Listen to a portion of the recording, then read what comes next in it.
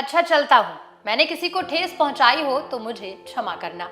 इस संदेश के साथ मुख्य न्यायाधीश डी.वाई. चंद्रचूड़ ने अपना आखिरी संबोधन दिया, जिस दौरान वो भावुक नजर आए। मौका था 50वें मुख्य न्यायाधीश डी.वाई. चंद्रचूड़ के लास्ट वर्किंग डे और फेयरवेल का, जिस दौरान उन्होंने अपने करियर को लेकर कई किस्से साझा किए और अपने विचार भी लोगों के बीच रखे। इस दौरान उन्होंने लोगों के सामने हाथ जोड़कर सिर झुकाकर विदा ली, जिसके बाद कई लोग भावुक नजर आए।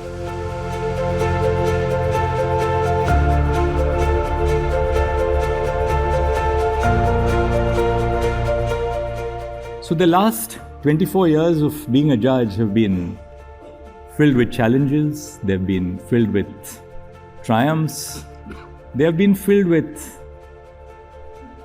personal tragedies, they've been filled with unlimited personal happiness. But as a judge, what is it that really makes you tick? I'll just tell you a few incidents which have really made me tick in the last so many months.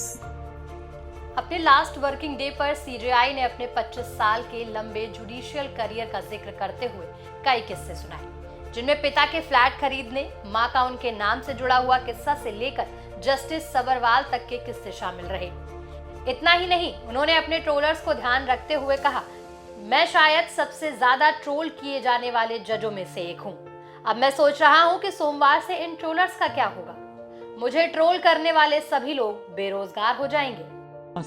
May I only say this?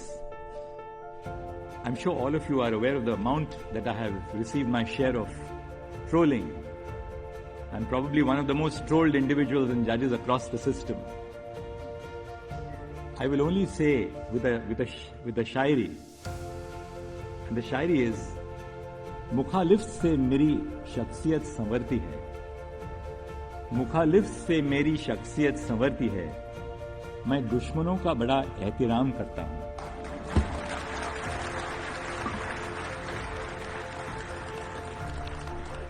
But on a lighter vein, I'm just wondering what will happen from Monday, because all those who trolled me will be rendered unemployed. Supreme court bar association द्वारा आयोजित विदाई समारोह में D.Y.. Chandrachud ने अपनी न्यायिक यात्रा से जुड़े कई किस्से और विचार साझा किए। तो वहीं उनके आखिरी दिन पर कपिल सिब्बल ने सीजेआई को एक असाधारण पिता का असाधारण बेटा बताया। उन्होंने कहा कि मैंने इस न्यायालय में 52 वर्षों से वकालत की है और मैंने अपने जीवन में कभी भी ऐसा कोई न्यायाधीश नहीं देखा जिसमें हमेशा मुस्कुराते रहने वाले डॉक्टर चंद्रचूड़ जैसा असीम धैर्य हो। Attorney general A R. Venkata Mani ने कहा कि आपने न्याय देने में पूरी तरह निष्पक्षता बरती, हमने कभी आपके सामने झिझक महसूस नहीं की। वहीं जस्टिस संजीव खन्ना, जो अगले सीजेआई हो सकते हैं, उन्होंने कहा कि इन्होंने मेरा काम आसान और मुश्किल दोनों कर दिया है। आसान इसलिए क्योंकि कई रेवोल्यूशन हुए हैं और मुश्किल इसलिए क्योंकि मैं उनकी बराबरी नहीं कर सकता, उनकी कमी हमेशा खलेगी। बता दें कि जस्टिस चंद्रचूड़ ने 9 नवंबर 2022 को अपने पिता वाई.वी. चंद्रचूड़ के पद पर कदम रखा, जिन्होंने 1968 से 1985 के बीच सबसे लंबे समय तक सीजेआई के रूप में काम किया और 10 नवंबर रविवार को सीजेआई चंद्रचूड़ अपना पद छोड़ देंगे। जस्टिस चंद्रचूड़ 13 मई 2016 को इलाहाबाद हाई कोर्ट के चीफ जस्टिस से सुप्रीम कोर्ट में प्रमोट किए गए थे। अपने कार्यकाल में सीजेआई चंद्रचूड़ 1274 बेंचों का हिस्सा रहे।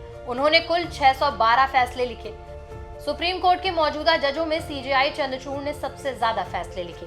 आखिरी दिन भी उन्होंने 45 केस की सुनवाई की। सीजेआई चंद्रचूड़ के 2 साल के कार्यकाल के बड़े फैसलों में आर्टिकल 370, राम जन्मभूमि मंदिर, 1 रैंक 1 पेंशन, मदरसा केस, सबरीमाला मंदिर विवाद, चुनावी बॉन्ड की वैधता और CAA NRC जैसे फैसले शामिल रहे हैं।